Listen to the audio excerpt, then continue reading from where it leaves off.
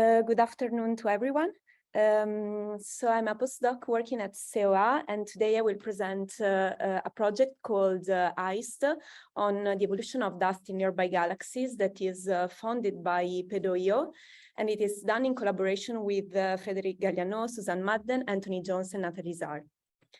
This is a brief overview of my talk. I will start with an introduction on interstellar dust and in nearby galaxies. Then I will describe the main objective of the project and list the available data we have for the pilot study on M99. Then I will describe how do we model interstellar dust in galaxies, and I will show some preliminary results. I will finish with a brief summary and some future perspectives. So dust grains are solid particles made of heavy elements characterized by typical sizes ranging between 0.3 nanometers and 0.3 micrometers. On the right, you can see the dust grains life cycle in the interstellar medium.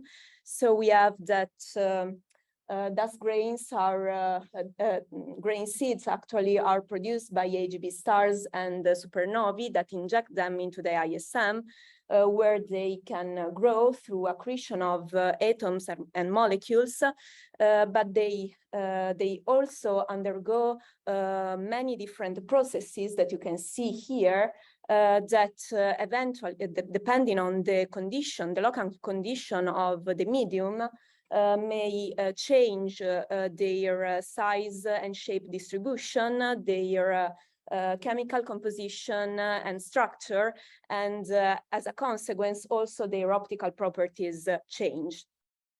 So the grains are also destroyed in shocks and because they are also locked into stars through astration.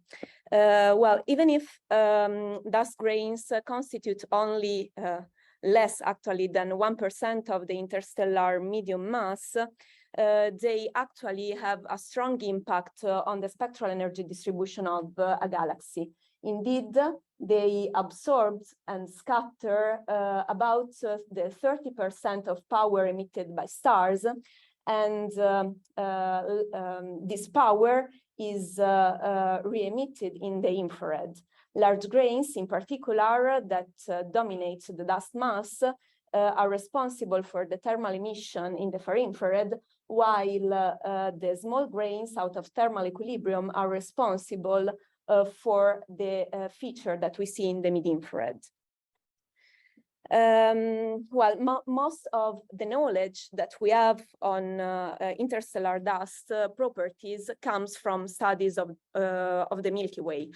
However, the Milky Way hosts a very small range of environmental conditions that are affected by confusion along the sight lines. The Milky Way lacks of extremely luminous star-forming regions. It has a narrow radial metallicity gradient, and it hosts a passive supermassive black hole. For this reason, nearby galaxies have a crucial role in order to constrain interstellar dust properties. Indeed, face-on galaxies provides clearer sightlines, and moreover, blue dwarf, bright AGN, and in general, low metallicity galaxies allow us to study the interstellar dust properties in extreme conditions, constituting an intermediate step towards the understanding of interstellar dust properties in distant galaxies. ICE's main objective is indeed to study interstellar dust grain properties in different local environments, as we can see in nearby galaxy, through the spatially resolved modeling of dust spectral energy distribution. And today I will focus on a pilot study on the nearby galaxy M99, that is actually a face-on galaxy. M99 is included in the imaging NICA2 guarantee time program that aims at interpreting the millimeter emission of galaxy using NICA2. NICA2 is at around 30 meters and observed at 1 and 2 millimeters with unprecedented angular resolution that is of 12 and 18 arc seconds respectively. And it allows us to sample the dust ICED between Spire 500 and the radio VLA, but also to study the spatially resolved properties of dust in the millimeter regime. And here you can see the preliminary maps for M99. Then we complement these data with the multi-wavelength images in the Dustpedia archive. So we have Spitzer IRAC, Spitzer MIPS, WISE, Herschel PAX, Herschel Spire that will be used for the spatially resolved ICED fit. We also have Planck maps, but due to their scarce angular resolution, actually we don't include this data into the pixel by pixel ICED fit, but just in the integrated one. We also have some ancillary maps for of M99. For example, here I show the VLA at 21 centimeter that allow us to extend the ICED fit to the radio regime, but we also have CO and H1 maps that allow us to characterize the gas, the molecular and neutral gas phase of the galaxy. Before doing the, so in order to perform the pixel by pixel spectral energy distribution fit, we need to homogenize the different maps we have for M99, meaning that we want them to have the same size, spatial resolution, pixel size, orientation, and units. So we reprocess the maps following these steps. First of all, we account for the foreground large-scale emission and the background large-scale emission and subtract them from the map. We also mask the brightest foreground stars that is actually important only at shorter wavelength. Then we convolve the images to the Spire 500 resolution using the convolution kernel by Agnano et al. 2011. And finally, we regrid and reproject the maps to the same frame. In the process, we also computed the uncertainty maps using the MC. And if you want to learn more about this method, follow the uncertainty workshop this Wednesday. Once we have homogenized all the map, we are able then to model the dust ICED pixel by pixel. And to do so, we use RB. RB is a hierarchical Bayesian dust model that is based on a multi-level approach. So the distribution of dust parameters are actually controlled by a set of hyperparameters. And it returns in the end the PDF and the map of dust parameters along with their uncertainty maps.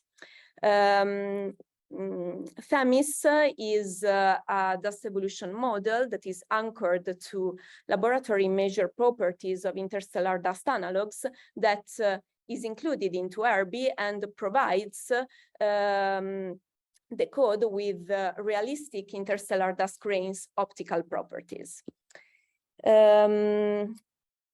So now I'm showing some the first result of the project. This is the integrated spectral energy distribution fit of M99. So we measure the photometry of the map I've showed before, and then we fit them using RB. Notice that here we have the two NICA2 fluxes that are not included into the fit because actually we are facing a problem of missing flux since NICA2 filters out the flux at scales larger than 5 arc minutes. We wish to include these two data in the model in the near future. And however, in this way, we are able to get the probability distribution function of free parameters like the dust mass and the fraction of aromatic feature carriers in dust. Then I'm showing some preliminary results that we obtain by performing the pixel by pixel ICED fit. Here you have 3 spatially resolved maps for M99. The first one is showing the dust mass that is dominated by large grains, and you can see that is mostly located in the inner part of the galaxy and radially decreases towards the periphery.